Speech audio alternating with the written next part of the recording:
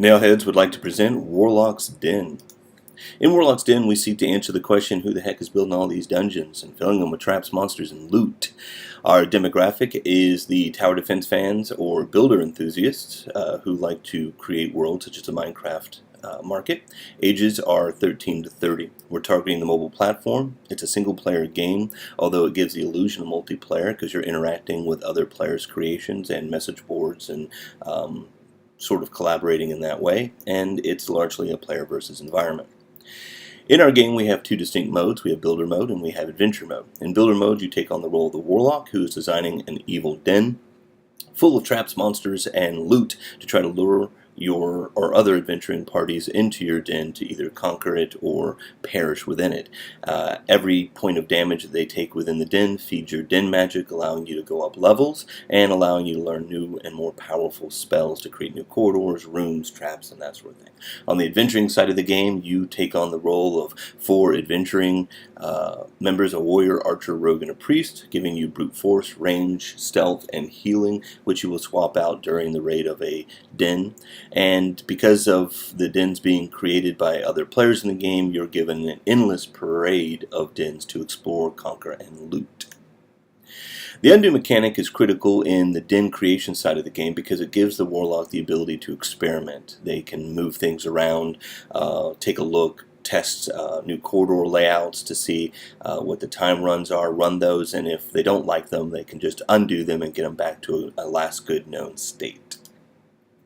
Translate mechanic is also critical for being able to lay out your den, as well as using the on-screen joystick to guide your adventuring party through a competitive Warlock's den and looting their den.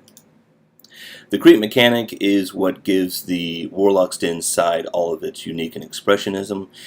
They are able to create and customize traps, monsters, loot, corridors, rooms, and really gives them the ability to make their den stand out amongst other dens. The wager bet mechanic sort of adds to replayability on running a den as the adventuring party conquers a den. Any chests that they had looted during their conquest, they have an opportunity as a last bet with the owning warlock of that den to do double or nothing on these treasure chests. So you could either walk away with nothing or walk away with greater loot. The choice to wager a bet is up to the adventuring party. The replace swap mechanic is a meaningful choice during the conquest of a den. You're not controlling all 4 adventuring members at the exact same time. You're swapping them out. So in situations in a den where you need stealth, you can swap out for your rogue. If you need healing, you can swap out for your priest. The mechanics work together to kind of give an immersive environment for the player that allows them to really sink their teeth into the designing side, creation side of the game, as well as the adventuring side of the game. Creation for monsters gives you sort of a unique look at it. The undo allows you to experiment with your den. Being able to, of course, move things around very easily, translate your den, and as well as move your adventuring parties adds to the fun factor of the game.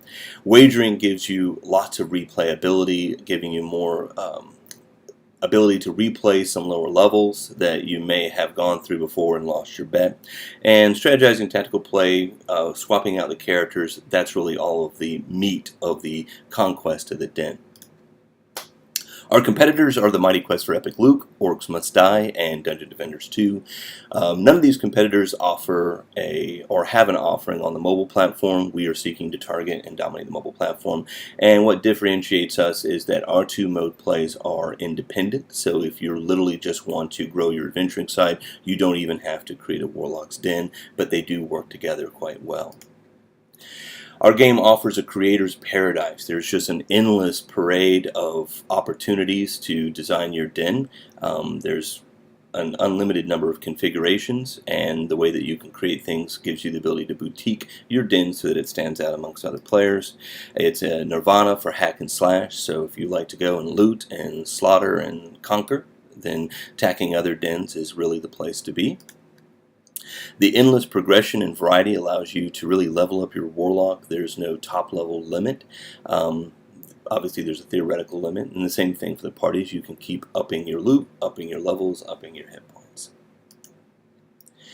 During the development, we started with a timer in the dungeon to give you this dramatic sense of having to rush through the den.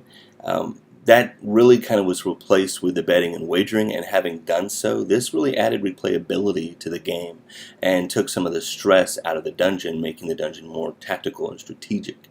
The other mechanic that we swapped out was the consume mechanic, which with consumption, that really kind of focused the player's mind on content, quality over quantity type of thing. So now we're allowed to experiment and get in there and really drive the creation process on the den side using the undo and taking out the consume. There will still be some limits on what that leveled Warlock can do, but ultimately this has added some depth and replayability to the game. These are our references. Thank you for your time. I hope you've enjoyed this presentation.